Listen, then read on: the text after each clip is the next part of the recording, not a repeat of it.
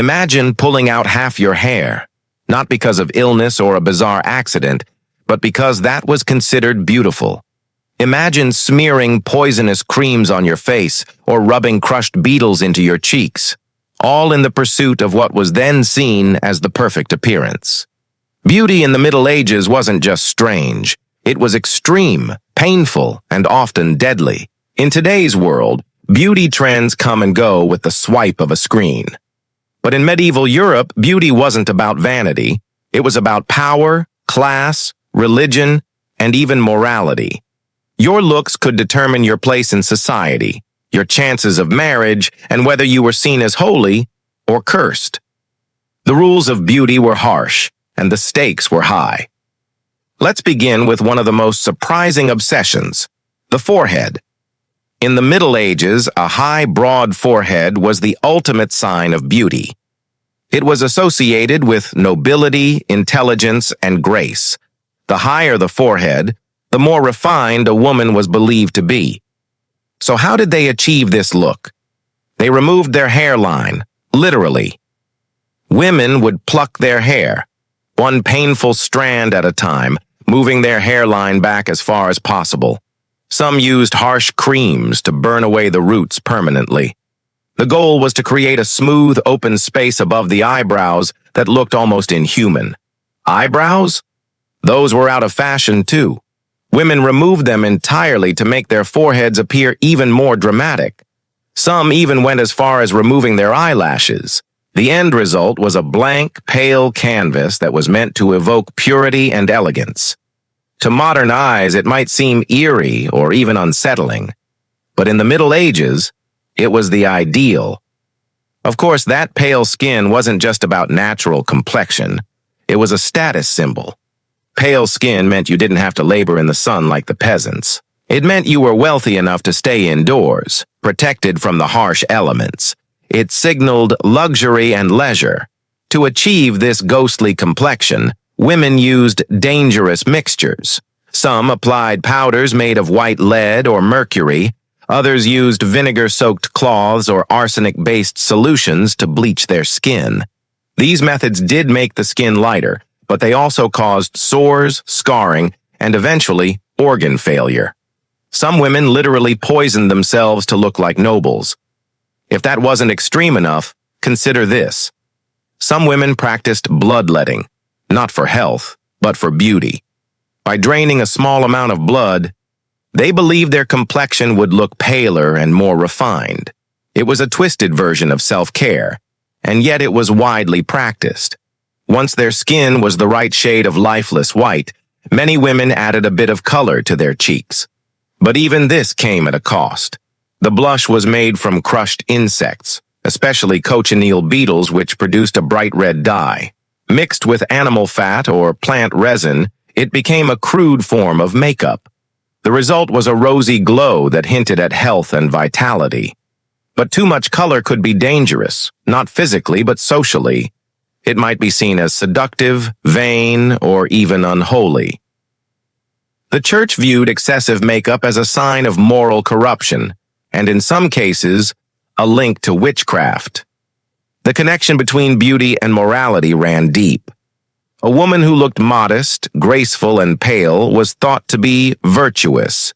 Her appearance was seen as proof of her inner purity, but a woman who wore bold colors or painted her face too heavily might be suspected of sinful intentions. Beauty was not just skin deep, it was a reflection of the soul. Because of this belief, the church often took a hard stance on cosmetics. In some regions, makeup was outright banned. Women were warned that painting their faces was the work of the devil. Wearing rouge or eyeliner could earn you the label of a temptress, or worse, a witch. Still, noble women found ways around the rules. They hid their cosmetics in perfume bottles or disguised them as medicinal creams.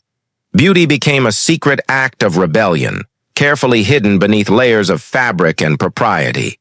The tension between beauty, faith, and fear was constant. To be beautiful was to walk a fine line between admiration and suspicion. And yet, women continued to follow these bizarre and dangerous rituals, believing that their appearance could change their fate. But the face was only the beginning. The medieval obsession with appearance extended to every part of the body. Hairstyles, body shapes, teeth, and even scent. All had their own strange standards. Some women wore iron corsets to reshape their waists. Others stained their teeth black or gold.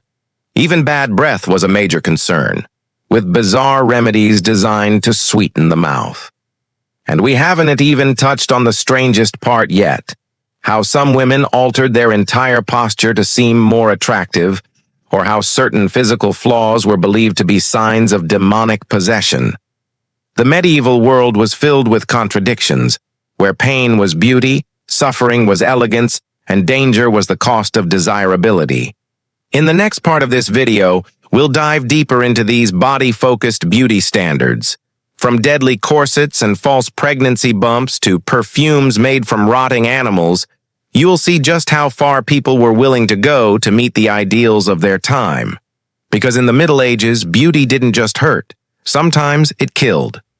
In the Middle Ages, beauty didn't stop at the face. It controlled the entire body. And if your natural features didn't match the ideals of the time, you were expected to suffer your way into conformity. Let's talk about the body shapes medieval society found attractive and the absurd, often painful things people did to achieve them. Contrary to what you might think, thinness wasn't always the goal. In fact, being slightly plump was considered more desirable, especially among the upper classes. A soft, rounded body was a sign that you had access to food, warmth, and leisure. It meant you weren't working in the fields from sunrise to sunset. It meant you were wealthy, healthy, and well-fed. But not too well-fed. There was a fine balance. Too much weight, and you were mocked for gluttony. Too little, and you looked poor. The ideal body hovered in the middle, soft enough to seem luxurious, but controlled enough to seem moral. To mimic this look, women wore layers of padded clothing to appear curvier. In some cases, they even stuffed their garments to fake a fuller figure. And in an era where pregnancy was seen as both sacred and fashionable, some women went as far as faking a baby bump using cushions under their dresses. A rounded stomach wasn't just beautiful. It symbolized fertility, power, and femininity. But the body's silhouette had to be carefully shaped. Enter the medieval version of the corset. These weren't the lace-trimmed corsets you see in movies. They were stiff, crude, and often made of metal. Some had iron or wooden supports that wrapped around the torso like a cage. The goal was to flatten the chest and cinch the waist. The tighter the fit, the more fashionable the woman was believed to be. But wearing these devices came at a cost. Breathing was restricted. Ribs were bruised or broken. Organs were compressed. Some women even fainted from lack of oxygen. Yet they endured it because pain was seen as a price worth paying for beauty. Posture was also tightly controlled. A graceful woman was expected to walk slowly, with tiny steps, her body held upright and rigid. Hunched shoulders or fast movements were considered vulgar. Some women trained from childhood to hold themselves in a specific way. Back straight, chin slightly lowered, hands folded, like living dolls. Movement became a performance. Posture became a sign of class. Then there were the feet. While foot binding didn't exist in medieval Europe, there was still an obsession with dainty feet. Shoes were often made deliberately small and narrow, forcing the wearer to limp or shuffle as they walked. This made women appear more delicate and helpless, which, disturbingly, was considered attractive. But perhaps one of the strangest aspects of medieval beauty was their obsession with scent. In a time when bathing was rare and plumbing was non-existent, people went to great lengths to smell appealing. A bad odor wasn't just unpleasant. It was seen as sinful. The belief was that foul smells attracted demons, while pleasant aromas kept evil at bay. So naturally, perfumes became a medieval staple, but not the kind you're thinking of.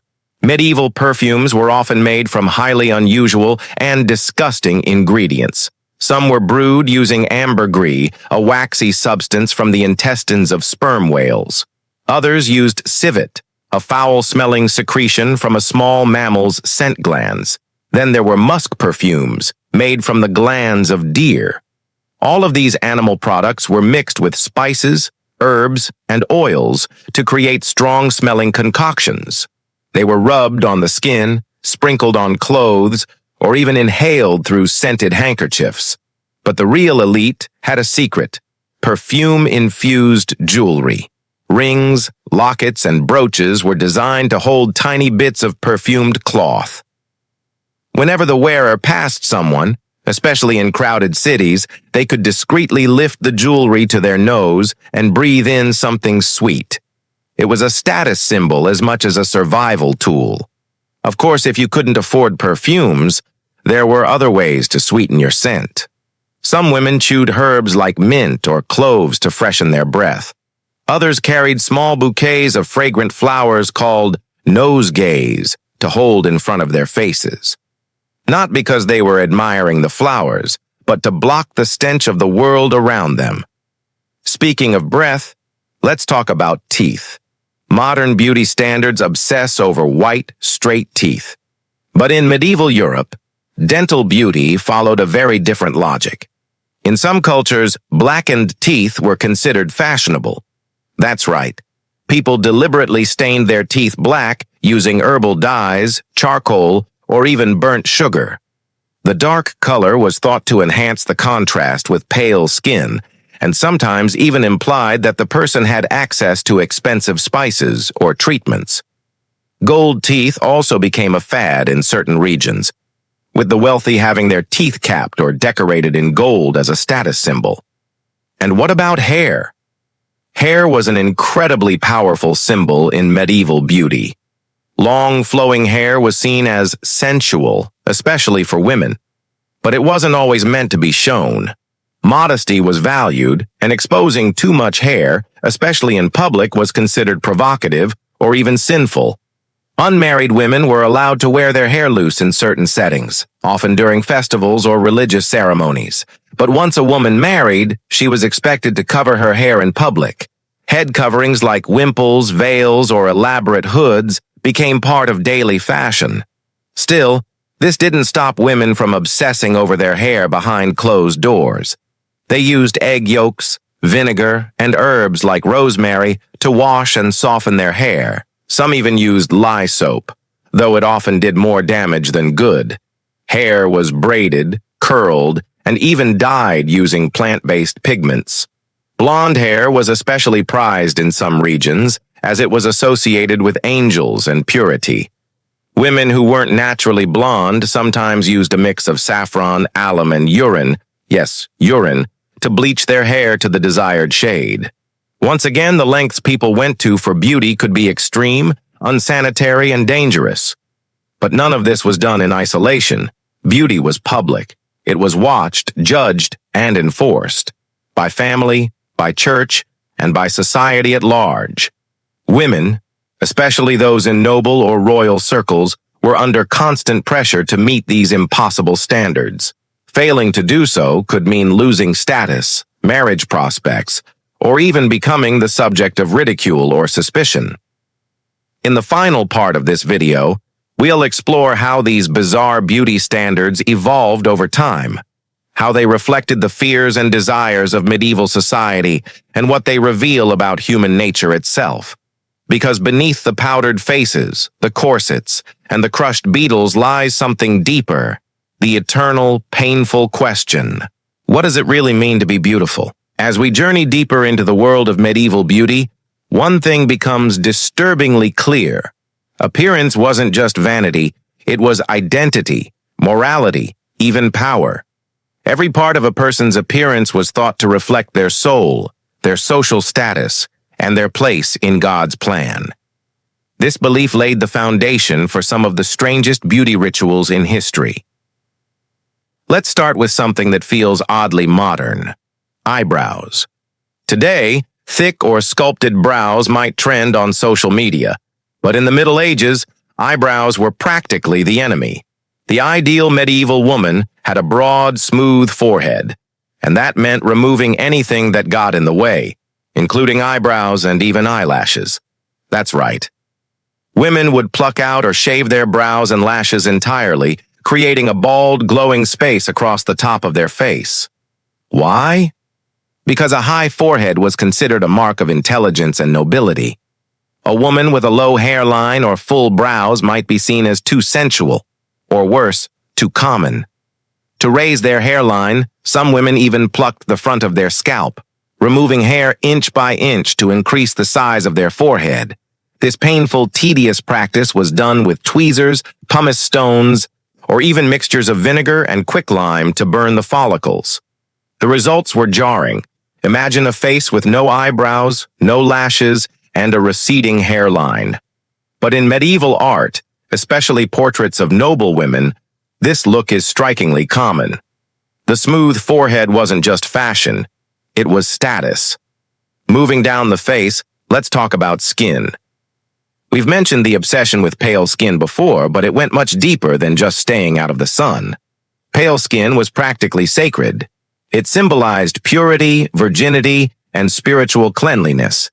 A tan, by contrast, suggested manual labor, unthinkable for nobility. But natural paleness wasn't enough. So many women used white powders and pastes to achieve a ghostly complexion. These early cosmetics were often made with lead, vinegar, chalk, and ceruse, a highly toxic white compound.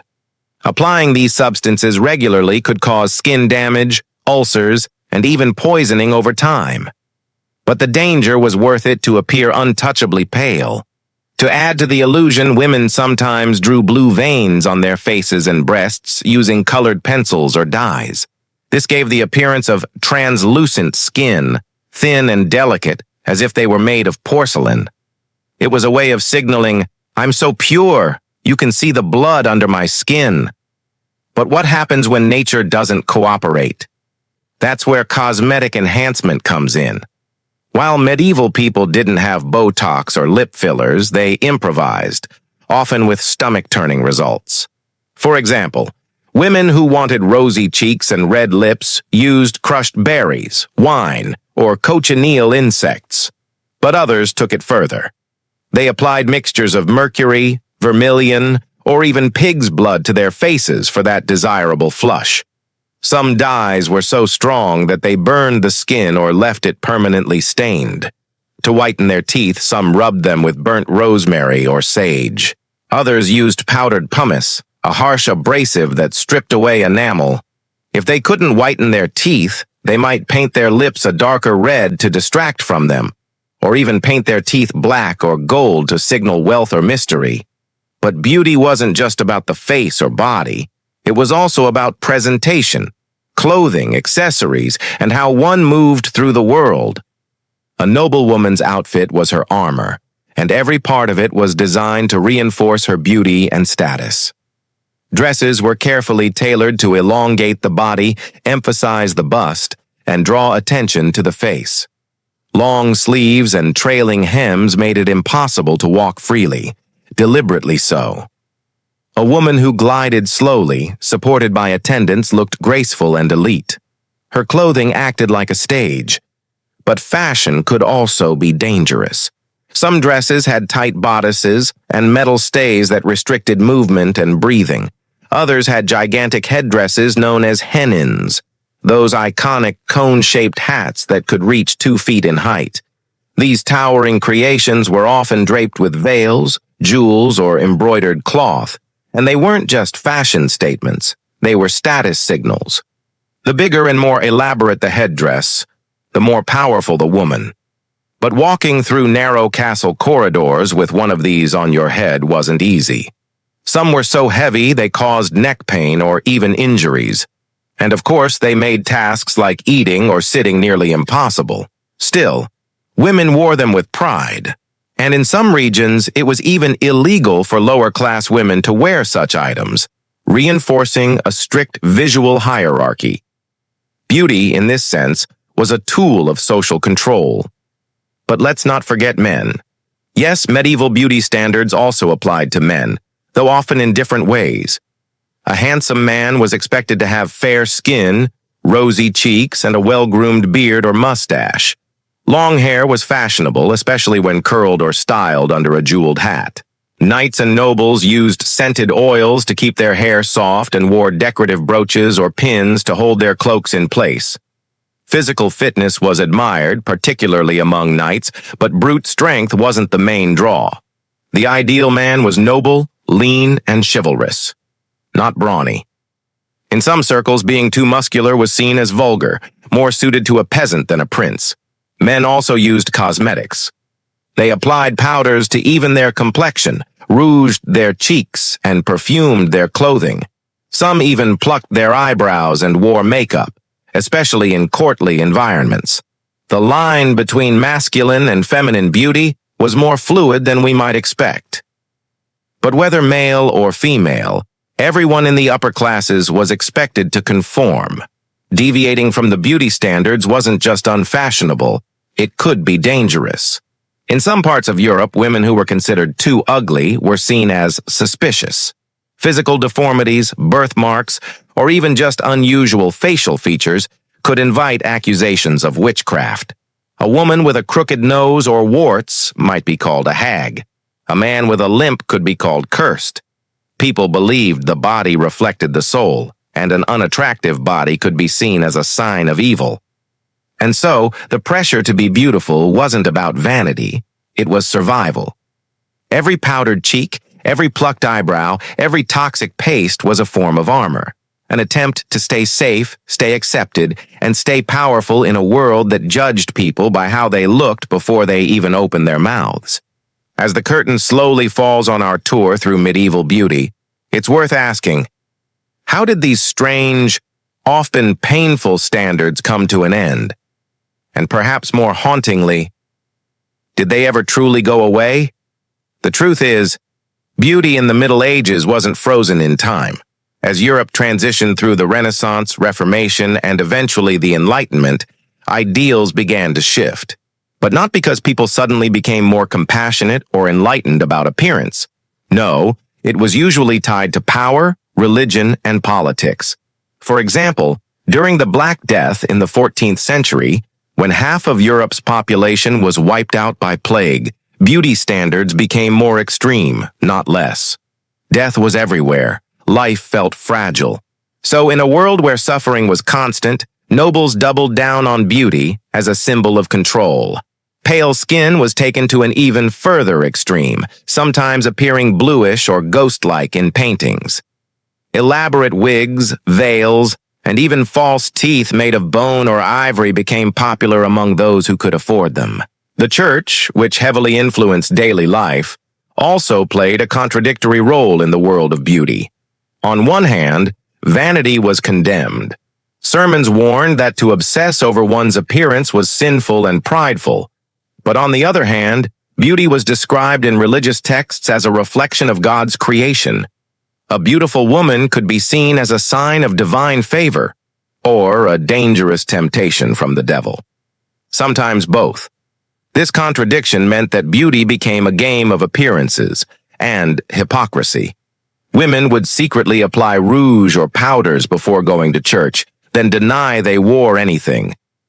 Men would commission portraits that subtly enhanced their looks, just as modern photo filters do today. The idea was to appear effortlessly beautiful while pretending you weren't trying at all. But as trade expanded in the late Middle Ages and new materials and ideas flowed in from the East, fashion and beauty entered a new era. Silks, spices, perfumes, and cosmetics from places like Persia, Byzantium, and the Islamic world made their way into Europe, and with them came different standards of grooming and body care. The medieval world began to mix with outside influences, and people's ideas of attractiveness evolved. One interesting shift came with the Renaissance ideal, especially in Italy and France. Instead of the sickly pale, sun-starved look of earlier medieval nobles, Renaissance beauty embraced curves, warmth, and naturalism. Full hips and rounded bellies, once mocked, now symbolized fertility and health. Rosy cheeks, soft bodies, and flowing hair came back into fashion. But even then, women were expected to be passive, soft-spoken, and ornamental. Beauty was still a performance, just with different costumes. In fact, by the time we get to the 16th century, some of the old medieval beauty rituals were replaced by even more extreme ones. Instead of lead paste, women used mercury-based skin whiteners. Instead of shaving their brows, they plucked and then redrew them in delicate, arched lines. And instead of cone-shaped hennons, they wore towering wigs filled with powdered flour, wax, and sometimes live insects. Yes, lice and fleas loved those powdered wigs. So while the aesthetics may have changed, the obsession remained. But now, let's zoom out and reflect. Why did medieval beauty standards become so strange, so cruel even? The answer lies in control. The elite used beauty standards to separate themselves from the poor. The church used them to separate the pious from the wicked. Society used them to define what was good, pure, and acceptable, and what was ugly, sinful, or dangerous. For women especially, beauty wasn't just social currency, it was a survival strategy.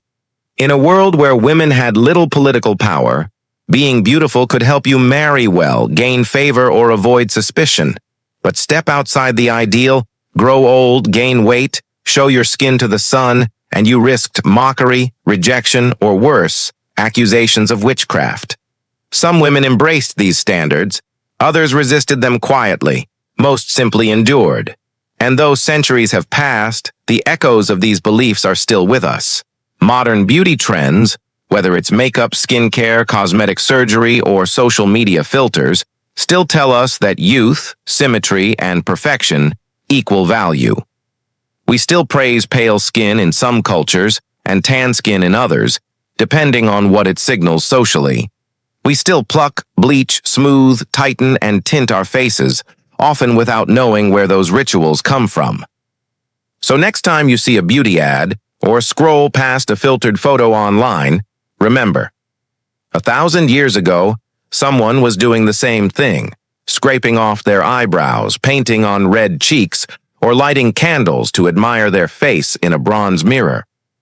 Only the tools have changed. The medieval obsession with appearance wasn't just about beauty, it was about fear, power, morality, and identity. It shaped who lived comfortably and who lived in shame, and in many ways, it still does. So the next time you think about beauty trends, ask yourself, is this really about choice? Or are we still dancing to the same old tune, played on a medieval lute? Let's dive even deeper into one of the most astonishing beauty fixations of the Middle Ages, hair, or more precisely, the manipulation and removal of it. Hair in medieval society carried layers of symbolism. For women especially, it represented a potent combination of sexuality, modesty, and status. Long, flowing hair was considered a symbol of femininity, fertility, and youth. But paradoxically, showing your hair in public could be seen as shameful, almost scandalous. So what did women do? They covered it. Heavily. A respectable woman, especially of noble class, rarely allowed her hair to be seen by anyone other than her husband. Veils, wimples, and hoods became essential parts of daily dress, and the more elaborate your head covering, the more status it projected. Some women would wear layers upon layers of cloth, stiffened and embroidered, rising high above the head or fanning out dramatically. But what lay beneath these layers was equally telling. Many women didn't just hide their hair, they actively removed parts of it to match beauty ideals. The most shocking example? The fashion of plucking the forehead. Yes, you heard that right. To achieve what was then considered a noble or intelligent appearance, women would pluck or shave away their hairline, raising their foreheads as high as possible. A tall, smooth forehead was seen as the mark of a refined woman. It made you look more like the Virgin Mary in religious art, or like the noble women in tapestries and illuminated manuscripts. This wasn't a subtle tweak. Some women plucked half their scalp all the way back to the crown of their head.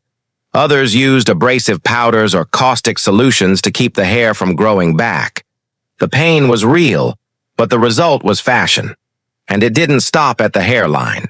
Eyebrows and eyelashes were often removed as well. Smooth, blank faces were the goal. Anything that distracted from the pale skin and rounded cheeks was considered unsightly.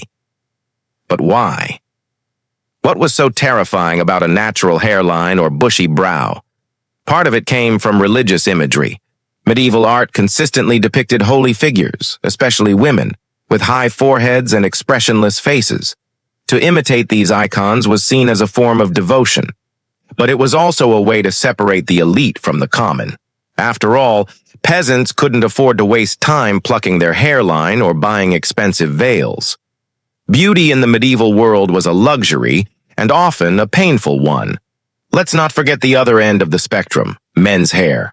While women were plucking theirs out, men were busy grooming theirs for status and power. Hair length varied by era and region, but long, flowing locks were typically associated with youth, strength, and virility, especially among knights and nobles. However, in religious orders and among the clergy, tonsure was the norm, where the top of the head was shaved clean, leaving a ring of hair around the edges. This was meant to symbolize humility and the rejection of vanity. Ironically, it became a highly visible sign of rank within the church, and even among monks, some cared greatly about the style of their tonsure. Facial hair was also symbolic. Beards could signal masculinity and wisdom, but in certain contexts, they were frowned upon. Some kings favored clean-shaven faces as a sign of civility and modernity. Others grew long, styled beards to project strength and tradition. Once again, beauty was about more than looks. It was a language of power. And then there was color. Hair dyeing wasn't just a modern obsession. Medieval texts and recipe books reveal all kinds of methods for changing hair color. Saffron and alum were used to lighten hair. Walnut shells and crushed berries could darken it. Some recipes even involved urine or soot mixed with herbs and oils left on the scalp overnight. Was it dangerous? Probably. Was it effective? Sometimes. But the effort showed just how much appearance mattered, even in an age without cameras or mirrors. One of the most prized colors? Blonde. In many parts of medieval Europe, blonde hair was idealized as the epitome of beauty and purity. This wasn't just because of local preferences. It was heavily influenced by imported standards from ancient Roman and Greek texts, which praised golden-haired goddesses and noble heroines. Blonde hair was also associated with youth, as hair naturally lightens in childhood and darkens with age. So what did women do? They bleached it. A popular method involved sitting for hours in the sun with a paste of saffron and lemon juice soaked into the hair, essentially medieval highlights. Some even wore wide-brimmed sun hats with the top cut out, allowing the sun to bleach only the hair while keeping the skin pale. And remember, this was before conditioner. The results were often dry, brittle, and painful. But for many, it was worth it. Because in the world of medieval beauty, suffering was part of the process. As we move deeper into the world of medieval beauty, one thing becomes increasingly clear. Pain was not a side effect. It was the price of elegance. And nowhere was this more evident than in how people treated their skin. Medieval Europe was obsessed with pale, porcelain-like skin. In fact, the paler your complexion, the more beautiful and more noble you were considered. But this wasn't just a matter of fashion. Pale skin meant you didn't work outdoors, that you were wealthy enough to avoid the sun, and that you likely belonged to the upper classes. Tanned skin, on the other hand, was associated with peasants, farmers, and laborers, those who toiled under the sun for survival.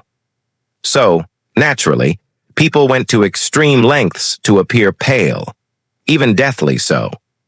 One of the most dangerous substances used to achieve this ghostly complexion was lead. Yes, white lead, often mixed into a paste with vinegar, egg whites, or crushed pearls, was applied directly to the skin as a kind of foundation. It gave the skin a smooth, matte finish, but at a deadly cost. Lead absorbed into the skin caused everything from skin sores to headaches, stomach pain, and long-term organ damage. But medieval users didn't know this. All they saw was the result: a perfect, pale canvas. Some took it even further by using arsenic-based powders. Though extremely toxic, arsenic was believed to clear the skin. It would bleach blemishes, erase freckles, and give the face an unnatural brightness. Of course, it also caused vomiting, fainting, and in high enough doses, death. And yet women persisted. One common recipe for a complexion wash included ingredients like ground alabaster, mercury, and honey, mixed into a paste and left on the face overnight.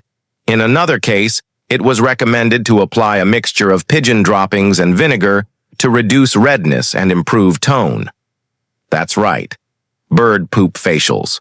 Not exactly spa day material. But the madness didn't end with powders and pastes.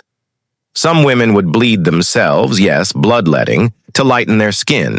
The idea was that by reducing the bad blood in the body, your face would appear more translucent and healthy. It was also believed to restore balance to the four humors, that ancient and bizarre theory of medicine that ruled medieval thought. Incredibly, this was seen not only as a cosmetic procedure, but as a moral one. Pale skin wasn't just attractive, it was virtuous, a sign of spiritual purity. Redness or acne, on the other hand, could be interpreted as the outward sign of inner sin, especially for women. And don't think men were off the hook.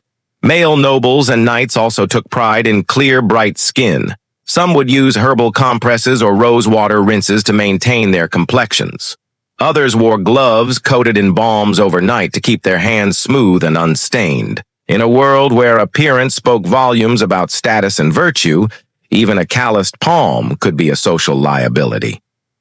Now let's shift our attention to something that might surprise you. Teeth. In the modern world, we obsess over straight, white teeth. But in the Middle Ages, things were different. For the most part, dental hygiene was terrible. Toothbrushes didn't exist in the modern sense, and while some people did chew herbs or use linen cloth to rub their teeth, many simply lived with rotting, blackened smiles. But here's the twist. In some circles, blackened teeth were considered fashionable. Yes, particularly in certain Eastern cultures like medieval Japan, where ohaguro, or teeth blackening, was common. The look of stained or dark teeth was a sign of beauty and distinction. While this didn't exactly take hold in Western Europe, some scholars argue that the rotten teeth of wealthy nobles, especially royalty, became so normalized that decay was associated with luxury. Why? Because only the rich could afford sugar, a rare and costly substance imported from distant lands. And sugar, of course, destroyed teeth. So if your mouth was full of cavities, it meant you were wealthy enough to enjoy sweet delicacies. It was a grim but telling status symbol. There are even records of Queen Elizabeth I in the 1500s, toward the end of the medieval period, having jet-black rotting teeth, yet still being considered glamorous and powerful. Visitors to court would comment not on her dental condition, but on her regal bearing and flawless pale skin. To offset the bad breath that came with tooth decay, nobles often chewed cloves, cinnamon bark, or dried mint leaves, and carried pomanders, small scented balls made of precious metals, to sniff in public. In other words, if you couldn't fix the problem, perfume it. But we're not done yet. Let's talk about the shapes of beauty, body standards to be precise. What kind of figure was considered ideal? Interestingly, in the High Middle Ages, around the 12th to 14th centuries, the ideal female body was rounded, soft, and full. Paintings and manuscripts of the time depict women with broad hips, full breasts, and gentle curves. Thinness was not prized. It was seen as a sign of illness or poverty. A well-fed, curvy woman reflected abundance, fertility, and social status. If you were plump, it meant you had enough to eat, and maybe even enough to share. In a time of food scarcity and frequent famine, fat meant wealth, and fashion helped exaggerate these forms. Dresses were designed with tight bodices and full skirts to highlight the waist and hips. Padding and layers gave the appearance of more volume. Some women even wore belts low on the hips to emphasize their curves. Men, too, had their own body ideals. A broad chest and strong arms were considered attractive, but not from labor. A knight's physique was supposed to come from noble combat, not farm work. Lean, wiry strength was admired, but not so much as the appearance of chivalric poise. Fashion for men often involved tight-fitting tunics, designed to show off the torso, along with hose that revealed the legs. In some periods, codpieces became absurdly exaggerated, drawing attention to masculinity in a way that today might seem more comic than alluring. Everything was about display, projecting wealth, power, purity, and perfection. And the strangest thing? Most of these standards were completely unattainable for the average person. Just like today, medieval beauty ideals were largely manufactured by the elite and perpetuated through art, religion, and social hierarchy. If you were a peasant woman, sunburnt from the fields, with no access to lead paste or imported saffron, you could never hope to look like the noble women in the tapestries. But still, the ideal persisted, looming over society like an unreachable dream. Let us now look at one of the most shockingly bizarre beauty ideals of the medieval era. One that may leave you rubbing your forehead in disbelief. The obsession with high foreheads. Yes, foreheads. In the Middle Ages, especially during the late medieval period and into the Renaissance, a high, smooth forehead was seen as a mark of intellect, nobility, and divine beauty. So much so that women went to extreme lengths to make their foreheads appear larger and more pronounced. How extreme? They plucked, shaved, or burned off their hairlines, sometimes up to several inches above their natural brow. It sounds unthinkable now, but medieval beauty manuals actually advised women to remove the front portion of their hair using tweezers, pumice stones, or even caustic agents made from lime and vinegar to burn the follicles away. The goal? A smooth, bare, high dome of a forehead, untainted by unsightly brows or baby hairs. And yes, eyebrows had to go too. Thin, barely there, or entirely invisible eyebrows were the trend, believed to soften the face and emphasize the eyes. In fact, a woman with thick eyebrows and a low hairline would be considered practically barbaric in high society. This fashion didn't originate randomly. It was part of a broader movement influenced by religion and classical ideals.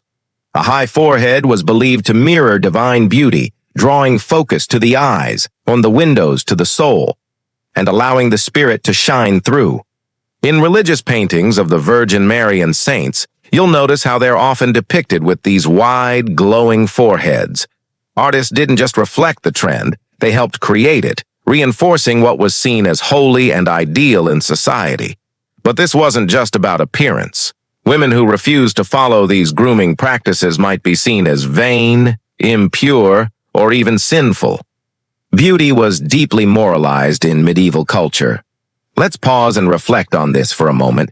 In a world where mirrors were rare and personal grooming was often a communal or assisted activity, the act of shaving off half your hairline and eyebrows wasn't done for vanity alone, it was a form of social conformity, a kind of physical obedience to beauty norms dictated by the church, the crown, and the court. And if you think that's unsettling, wait until you hear about cosmetic surgery, medieval style. That's right. Though the term plastic surgery would be centuries away, medieval people still experimented with physical alterations in their own painful ways. Let's start with the nose. The nose was a central feature of medieval beauty. A small, narrow, and slightly upturned nose was ideal. Think of the noses depicted on angels and noblewomen in illuminated manuscripts. But what if your nose didn't match that ideal? Some manuals recommended applying tight bandages or heated wax molds to shape the nose over time, much like a primitive form of braces for the face. These devices were tied around the head and worn at night, pushing the cartilage into the correct position. If you had a crooked nose due to injury or birth, you might be subject to even more severe treatments. Barber surgeons, the multi-purpose doctors of the day, were known to cut and realign nose cartilage using sharp blades and hot irons. Without anesthesia, without sterilization, it was beauty, through agony. But even more terrifying were the treatments for scars or pockmarks, especially after outbreaks of diseases like smallpox or plague. Skin disfigurement was common, and people, especially women, desperately sought ways to smooth or cover their damaged faces. One remedy involved applying a paste made of vinegar and pig fat, followed by the juice of green walnuts and ashes. Others involved powdered bone, crushed pearls, or snail slime, yes, snail slime, used as a kind of skin resurfacer. Some even tried cauterization, that S-right, burning the skin lightly to peel off the top layers and refresh the face underneath. The pain was excruciating, and the results inconsistent at best. Then there was the use of false enhancements. Wigs, fake eyebrows, and artificial teeth made from animal bone or ivory were not uncommon among the wealthy. Some noble women even glued mouse fur above their eyes to simulate delicate brows. These would be plucked from live rodents and shaped into little arches, then adhered to the skin using tree sap or gum arabic. It's horrifying to think about today, but back then, it was innovation. Yet amid all these extremes, there was still a strange sense of artistry to medieval beauty. Everything was handmade, from perfumes to cosmetics. Ingredients were sourced from nature or imported through trade, mixed with care and ritual. There was a kind of alchemy in it, both dangerous and magical. And for all their harsh standards, the people of the Middle Ages did recognize natural beauty in their own way. A healthy blush was prized. Sparkling eyes, straight posture, graceful hands, these were all part of the aesthetic package. But nothing beat the eyes. Big, wide, shining eyes were considered the ultimate symbol of purity, emotion, and connection. Medieval poets rhapsodized endlessly about a woman's radiant gaze, and artists painted figures with eyes so large they appeared otherworldly. To achieve this look, women used a variety of tricks. Some would put drops of lemon juice, belladonna, deadly nightshade, or onion extract into their eyes to dilate the pupils and make them appear bigger and shinier. This, of course, came at a price: temporary blindness, stinging pain, and potential long-term damage. But to them, it was worth it. After all, the eyes were the mirror of the soul. Let's not forget the lips either. Unlike modern standards that favor fuller lips, the ideal medieval mouth was small, heart-shaped, and delicately red. Lip stains were made using crushed berries, red ochre, or even mixtures containing cinnabar, a toxic mercury sulfide. And just like with the cheeks, a rosy flush wasn't just fashionable, it was a symbol of good health and vitality. Yet again, beauty and status were fused into a single deadly cocktail. So far, we've uncovered the strange, painful, and often dangerous ways medieval people chased beauty: shaving hairlines, wearing mouse fur eyebrows, whitening their skin with poison, and even burning their faces to erase imperfections. But what happened next? In this final part, let's explore how these ideals evolved and how they still haunt us today in subtle, sometimes surprising ways. By the late Middle Ages, beauty standards began to shift, pushed along by changes in philosophy, religion, trade, and even science. Let's start with religion. As Christianity tightened its grip over daily life, especially after the Black Death and through the Inquisitions, there was a growing tension between spiritual purity and physical vanity. Beauty was still admired, of course, but increasingly too much attention to appearance was seen as sinful, even demonic. Clergy and religious writers warned that painting your face or altering your God-given features was an affront to divine creation. To them, beauty was a gift from God, and modifying it was an act of pride, a mortal sin. In some sermons, women were compared to sirens and witches, luring men into temptation with painted lips and darkened eyes. The church accused cosmetics of being tools of the devil. Even wearing perfume could be seen as an act of seduction, something to be condemned. And yet, despite these warnings, the desire to look beautiful didn't go away. It simply went underground. Women found clever ways to disguise their beauty rituals as spiritual or medicinal practices. A homemade face mask might be labeled a cleansing poultice, and a red lip tint might be applied for health rather than vanity. It became a delicate game of appearances versus intentions. Meanwhile, trade and cultural exchange were changing everything. As contact with the Islamic world, North Africa, and Asia increased through the Crusades and the Silk Road, new beauty products and ideas flooded into Europe. People encountered exotic ingredients like saffron, ambergris, rosewater, kohl eyeliner, and even powdered pearls. These weren't just luxuries. They were symbols of wealth, education, and worldly sophistication. It was during this time that beauty began to be connected not just with piety or class, but with knowledge. A woman who knew how to mix a perfect skin tonic or prepare a perfume from imported oils was seen as refined, cultured, and even intellectual. This marked the beginning of a slow shift, from purely religious ideals to Renaissance humanism, where the body was no longer viewed as a sinful burden, but as something to be admired, celebrated, and even sculpted. But here's the twist. While the ideals evolved, the pressure to conform remained just as intense. In fact, as beauty ideals became more refined, they also became harder to attain. In Renaissance courts, the ideal woman was not only expected to have the perfect pale skin, tiny waist, and high forehead, but also to be well-spoken, musically talented, highly educated, and modest at all times. Beauty was no longer just skin deep, it was a full-time performance, and this performance was often measured through portraits. For the first time in history, wealthy men and women could commission painted likenesses of themselves, and the results had to reflect the most fashionable features of the age. Artists would stretch foreheads, lighten skin, enlarge eyes, and even shrink noses to match the ideal. These weren't portraits. They were fantasies. Sound familiar? It should, because what the medieval world began, we're still living with. Let's fast forward to today. Modern beauty trends may look wildly different. Think Botox, contouring, fillers, filters, and digital editing. But at their core, they're driven by the same ancient desire: to conform, to impress, to belong, and to be admired. In some ways, we've come full circle. We still chase youth, we still hide imperfections, and we still endure pain for beauty.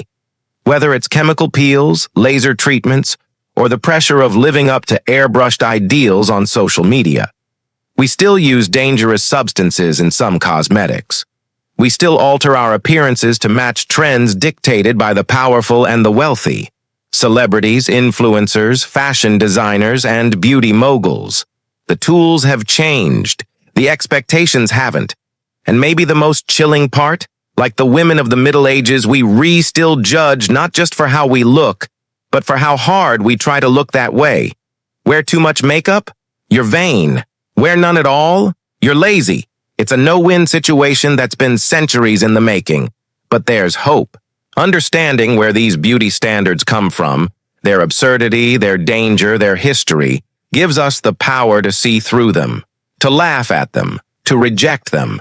After all, once you know that women used to glue mouse fur to their faces or bathe in vinegar and chalk to look pale, you start to question the filters and serums of today.